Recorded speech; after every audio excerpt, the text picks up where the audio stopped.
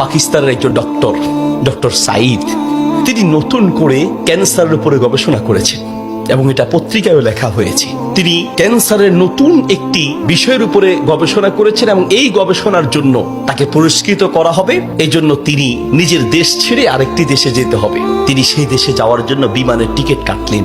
তিনি তার জীবনে দোয়ার যে ফল, দোয়ার মাধ্যমে যে কি করে অসম্ভব সম্ভব হয় তার বাস্তবতা তিনি নিজ মুখে বলছেন যে আমি বিমানের টিকিট কাটলাম, বিমানে উঠলাম, মনে বড় আনন্দ। দীর্ঘদিনের গবেষণার পরে আজ আমি পুরস্কার পেতে চলছি। বিমানে ওঠার পরে 1 ঘন্টা কোন রকম বিমান চলার পরেই আমাদেরকে পাইলট বলল যে আপনারা বেল শক্ত করে বাঁধেন, কারণ বিমানের যান্ত্রিক ত্রুটির কারণে সামনে আগাতে পারবে না। আশেপাশের যে কোনো একটা এয়ারপোর্টে আমরা সুযোগ পেলেই সেখানে ল্যান্ড করব। তিনি বললেন। কিছুক্ষণ পরেই বিমানটা ল্যান্ড করলো। আমি একেবারেই ভেঙে পড়লাম যে আহা, আমার বোধহয় যাওয়া হবে না।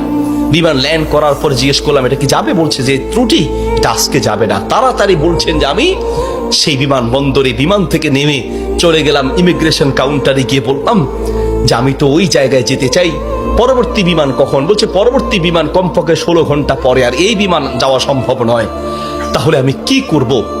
বলছে আপনি একটা কাজ করেন, যতদূর এসেছেন 3 থেকে 4 ঘন্টার মধ্যে আপনি পৌঁছাতে পারবেন যদি দ্রুত একটা প্রাইভেট কার নিতে পারেন।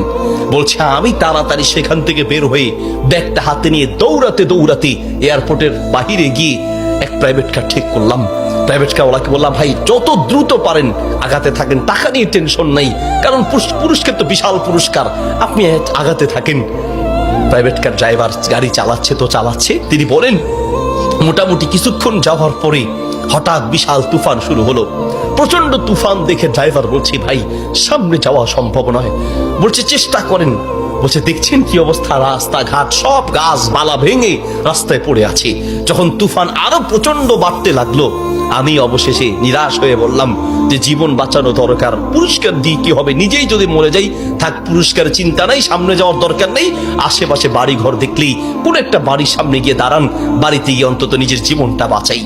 একটা ঘর দেখতে পেলেন, ড্রাইভার সেই ঘরের সামনে গিয়ে দাঁড়ালেন, দরজায় নক করলেন। একজন বুড়ো মহিলা বের হয়ে দরজা খুললেন। বলছে বুড়িমা আমরা মেহমান, বিপদে পড়েছি, বাহিরে তুফান চলছে, একটু আশ্রয় চাই, কোনো পুরুষ থাকলে বলেন। বলছে ভিতরে চলে আসেন, কোনো পুরুষ আমার ঘরে নাই, তবে আপনারা বসেন, নিশ্চিন্ত থাকেন, আমি আপনাদের মেহমানদারির ব্যবস্থা করি। বলছে ঘরে পুরুষ নেই তো, কোথায় গিয়েছে? বলছে কি বলবো, দুঃখের কথা, কিছুদিন আগে আমার ছেলে এবং আমার স্বামী তো আগেই মারা গিয়েছেন, আর কিছুদিন আগে আমার ছেলে এবং ছেলের বৌমা দুইজন একসাথে অ্যাক্সিডেন্ট করে দুনিয়ার থেকে বিদায় হয়েছেন। বাড়িতে শুধু আমি আর আবার নাতিটা আছে। বলছে আপনারা বসেন, একটু মেহমানদারি ব্যবস্থা করি। মেহমানদারি হিসেবে কিছু খাবার দিয়ে ডক্টর সাইদের সামনে দিলেন, আর বুড়িমা তিনি নামাজে দাঁড়ালেন। নামাজ শেষের দিকেই তার নাতি হাউমাউ করে চিৎকার করে কান্না শুরু করলেন। প্রথম থেকে কাঁদছেন অল্প, আস্তে আস্তে, পরে প্রচন্ড চিৎকার। ডক্টর সাইদ বলেন বুড়িমা আপনি কি করছেন, একটু নাতিটাকে নিয়ে আসেন, এইভাবে কাঁদছে কেন? পরে নাতিটাকে কোলে করে নিয়ে আসলেন। ডক্টর সাইদ জিজ্ঞেস করলেন যে তার চেহারা পুরো নীল হয়ে আছে, তার কারণটা কি, ওর কি রোগ হয়েছে? বলছে ডাক্তার সাহেব কি বলবো, দুঃখের কথা, আল্লাহ আমাকে পরীক্ষা করছেন। আমার স্বামী তো অনেক আগেই দুনিয়া থেকে বিদায় হয়েছে, আমার সম্বল ছিল আমার ছেলে, সেই ছেলেটাকে আল্লাহ নিলেন, ছেলের বৌমাকেও নিয়ে গেলেন। আমার এই নাতিটা কোন রকমে আমার কাছে ছিল, তাই সে যায় নাই, এই জন্য অ্যাক্সিডেন্ট করে তারা মারা গিয়েছে, কিন্তু ছেলেটা রয়ে গেল। এখন এই ছেলেটার একটা কঠিন মারাত্মক ক্যান্সার হয়েছে, যার চিকিৎসা আমাদের দেশে সম্ভব নয়। ডাক্তার সাইদ বলছে আপনি কি দেখিয়েছেন? বলছে হ্যাঁ, এটা নতুন ধরনের ক্যান্সার, এলাকায় যাকেই দেখাই সবাই একই কথা, আমাদের পক্ষে সম্ভব নয়। তো ডাক্তাররা কি পরামর্শ দিয়েছে? বলছে পাকিস্তানে যেতে। পাকিস্তানে একজন ডাক্তারের নাম বলেছে, তিনি এই নতুন রোগের, এই নতুন ক্যান্সার উপরে তিনি গবেষণা করেছেন, তার কাছে গেলে নাকি ভালো হবে। ডাক্তারের নাম বলেছে? বলছে নাম তো বলেছে, কিন্তু ঠিকানা তো কিচ্ছু জানা নাই। কিন্তু আমার বিশ্বাস, আমি প্রত্যেক নামাজের পরে এবং সেজদায় গিয়ে আল্লাহর কাছে দোয়া করি, কারণ আমার বিশ্বাস মানুষের পক্ষে অসম্ভব হতে পারে, আল্লাহর পক্ষে অসম্ভব বলতে কিচ্ছু নাই। আল্লাহু আকবার। আমি প্রতিদিন নিয়মিত আল্লাহর কাছে দোয়া করি, মালিক আমি তো সেই ডাক্তার, হসপিটাল কিচ্ছু চিনি না, আমার পক্ষে চেনা সম্ভব নয়, তার কোনো ঠিকানাও কারো জানা নাই। তিনি নাকি পাকিস্তানের ডাক্তার। বুড়িমা বলেন তো সেই ডাক্তারের নাম কি? বলছে সেই ডাক্তারের নাম নাকি ডক্টর সাইদ, নতুন করে তিনি নাকি এই ক্যান্সার উপরে গবেষণা করেছেন। বলছে বুড়িমা কসম করে বলেন তো ডাক্তার সাইদের সাথেই আপনাকে দেখা করতে বলেছে? মহিলা বলছে ভাই আপনি মেহমান মানুষ, আমি কেন আপনার কাছে মিথ্যা বলতে যাব? ডাক্তার সাইদ তিনি নাকি নতুন করে ক্যান্সার উপরে গবেষণা করেছেন, আপনার বাড়ি কোথায়?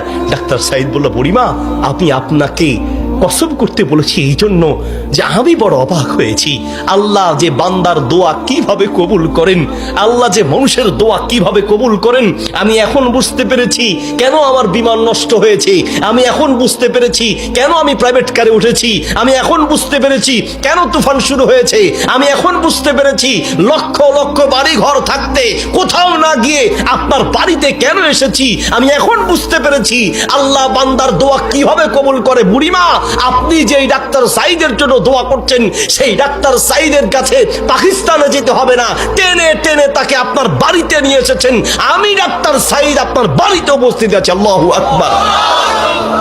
প্রিয় ভাইয়ের আমার, আসা আন তাকরাহু শাইআন ওয়া হুয়া খায়রুল লাকুম ওয়া আসা আন তুহিব্বু শাইআন ওয়া হুয়া শাররুল লাকুম।